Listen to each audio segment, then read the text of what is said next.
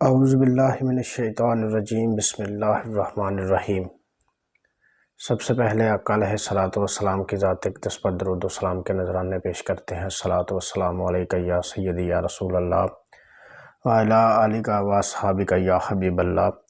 الصلوۃ والسلام علیک یا سیدی یا نور اللہ وعلی آلک و اصحابک یا رحمت للعالمین۔ میرا نام ہے ڈاکٹر عثمان الیاس اور میں اپنے یوٹیوب چینل پر آپ تمام دوستوں کو خوش آمدید کہتا ہوں۔ سب سے پہلے تو جن دوستوں نے جن بھائیوں نے میرا ابھی تک چینل سبسکرائب نہیں کیا ان سے میں ریکویسٹ کروں گا کہ وہ میرا چینل لازمی سبسکرائب کریں اور بیل آئیکن کو لازمی پریس کریں تاکہ میری ہر نئی آنے والی ویڈیو آپ تک سب سے پہلے پہنچ سکے۔ آج کا میرا عنوان ہے اوبیسٹی یعنی موٹاپا۔ اس کے بارے میں آج میں آپ کو بتاؤں گا کہ موٹاپے کی وجوہات کیا ہیں اور ہومیوپیتھک میں اس کا علاج کیا ہے۔ موٹاپا پوری دنیا میں تیزی کے ساتھ پھیلنے والا مرض ہے جس نے ترقی یافتہ اور ترقی پذیر دونوں قسم کے جو ملک ہیں ان کو اپنی لپیٹ میں لیا ہوا ہے۔ اس کی وجوہات یہ ہیں کہ ایک تو ہم کھانا زیادہ کھاتے ہیں، ورزش کا ہمارے پاس ٹائم نہیں ہے، کھانا کھانے کے بعد ہم سارا دن بیٹھ کے گزار دیتے ہیں، چلنا پھرنا جو ہے وہ ہماری عادات میں شامل نہیں ہے۔ اس وجہ سے جو ہے موٹاپے کا شکار ہو رہے ہیں لوگ، اور آپ یقین مانیں کہ بہت زیادہ تعداد میں لوگ موٹاپے کا شکار ہو رہے ہیں، خواہ وہ کوئی بھی ملک ہے، خواہ وہ ترقی یافتہ ملک ہے یا وہ ترقی پذیر ملک ہے، اس میں یہ بیماری تیزی سے پھیل رہی ہے۔ تو اس سے بچنے کے کچھ باتیں میں آپ کو بتاؤں گا جس کی وجہ سے آپ اس سے بچ سکتے ہیں۔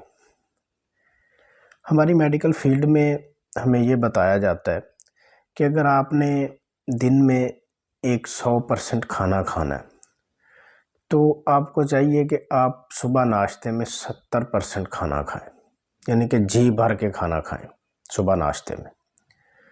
دوپہر کو صرف 20% کھانا کھائیں اور شام کو سوتے وقت صرف 10% کھانا کھائیں، اور ساتھ میں ورزش جو ہے اس کو اپنی عادات میں لازمی شامل کریں اگر آپ موٹاپے سے بچنا چاہتے ہیں۔ اس کے بہت زیادہ نقصانات، بلڈ پریشر کے مریض آپ ہو سکتے ہیں، آپ جو ہے وہ شوگر کے مریض ہو سکتے ہیں، آپ کا جسم جو ہے وہ کاہل ہو سکتا ہے، سست ہو سکتا ہے، کسی کام میں آپ کا جی نہیں لگتا۔